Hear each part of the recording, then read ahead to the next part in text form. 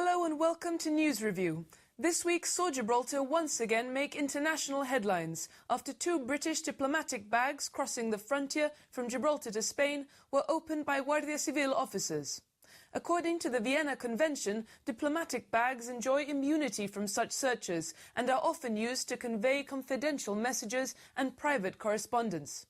After the British Embassy in Madrid submitted a formal written protest to the Spanish Foreign Ministry, the UK received an explanation from Spain, along with assurances that there will not be a repetition of these actions.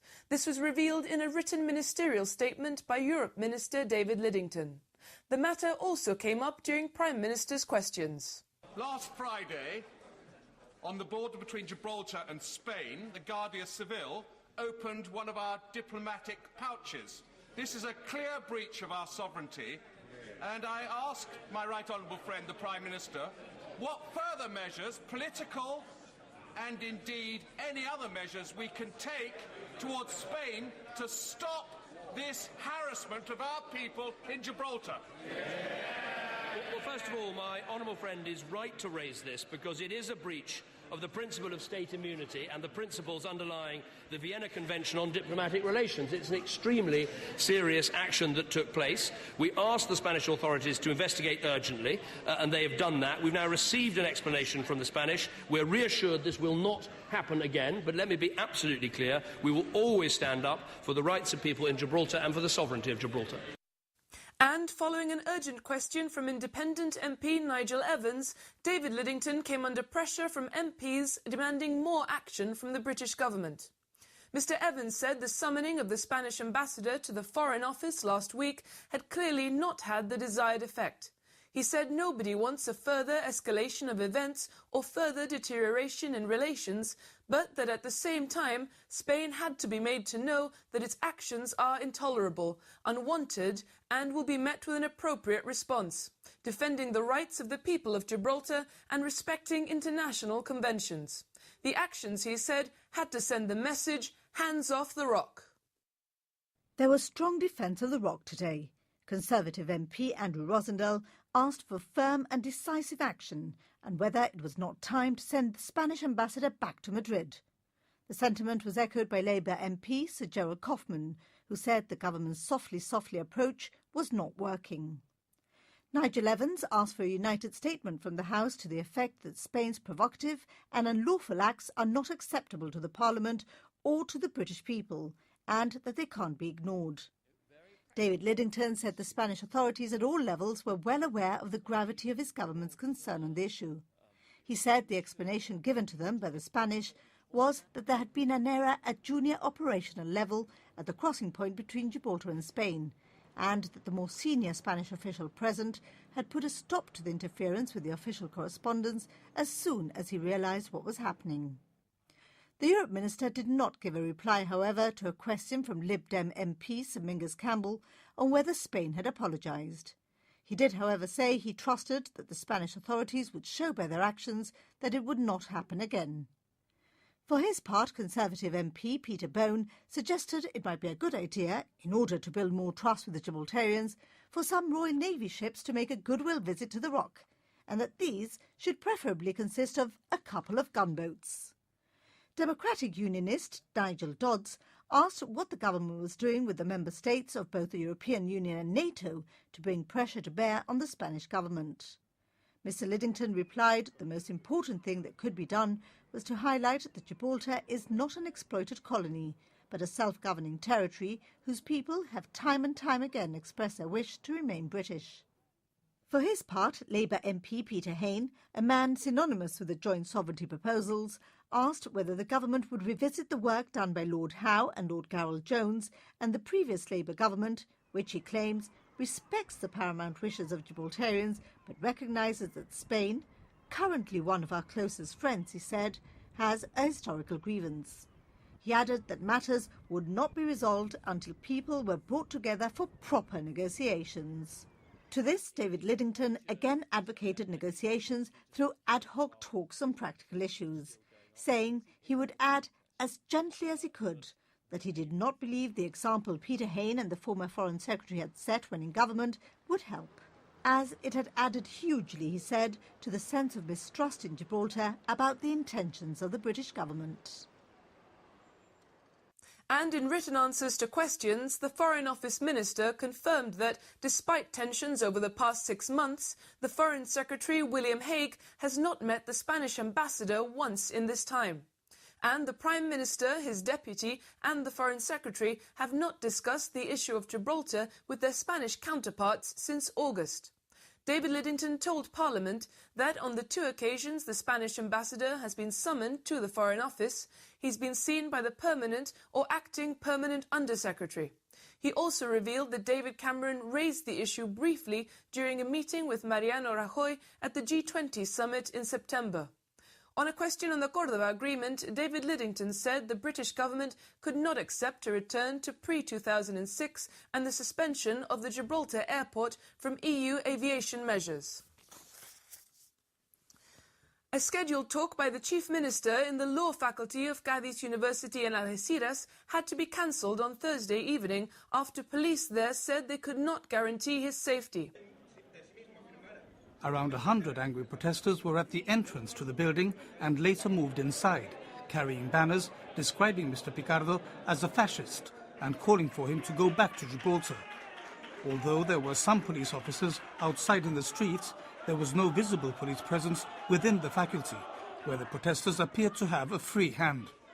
After some minutes of uncertainty, word reached the protesters and waiting reporters that it had been decided to call off the events. In a statement afterwards, No. 6 Convent Place said the Chief Minister had been unable to deliver his lecture, which ironically was entitled Gibraltar, its relations with the Campo area and opportunities for the future, as a result of serious public order issues. Mr. Picardo was advised that his personal security could not be guaranteed by law enforcement. Earlier, the Algeciras municipal authorities had said he was not welcome in the city. In the No. 6 statement, the Chief Minister says the visible level of hate and violence he witnessed was remarkable. He insists that violence and intolerance will not achieve anything and emphasises that what happened this evening will certainly not change his pro-dialogue views. The biggest challenge to Gibraltar's economy comes not from the world crisis, but from decisions made in London and Madrid. This was the message given by Deputy Chief Minister Joseph Garcia at the Overseas Territories Joint Ministerial Council. The Council's 3-day meeting in London also saw the governments of the United Kingdom and its overseas territories vowing to continue to support the people of Gibraltar and urging the Spanish government to de-escalate tensions, especially at the border and within British Gibraltar territorial waters. The Foreign Office says that since the elected leaders of the overseas territories met UK ministers last year, much progress has been made in furthering the vision for the territories. The Foreign Secretary describes that vision as a family of flourishing communities, proudly retaining aspects of their British identity and creating new opportunities for young and future generations, of natural environments protected and managed to the highest international standards. In one of the lead interventions, Dr. Garcia told the Council that Spain is seeking to undermine Gibraltar's economy, and together with the UK's proposed point of consumption tax on online gaming, represented 2 of the most serious challenges to the ROC. Dr. Garcia explained that 60% of all UK online bets are taken in Gibraltar's licensed companies, and said the ROC now led the industry worldwide in terms of quality of business and regulation. The Deputy Chief Minister said Gibraltar had transformed itself from a sheltered MOD-based economy to one competing in the open market. Dr. Garcia explained that Gibraltar's growing economy also provided jobs for thousands of frontier workers, and its record of transposition and compliance with EU laws and directives is second to none. The government has welcomed comments by Spain's Minister for the Environment that Madrid is looking to start legal proceedings against the United Kingdom in the European Court of Justice in respect of various Gibraltar reclamations and its artificial reef.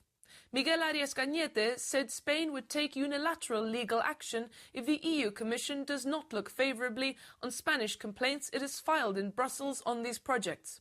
Mr. Cañete, who's a shareholder in a Spanish oil company, claims the UK is upset about Spain checking water quality in a special zone of conservation, and that this is why it summoned the Spanish ambassador to London last week. He also claimed the actions of a Spanish survey ship that were what actually provoked the Spanish ambassador's summoning were an environmental protection measure.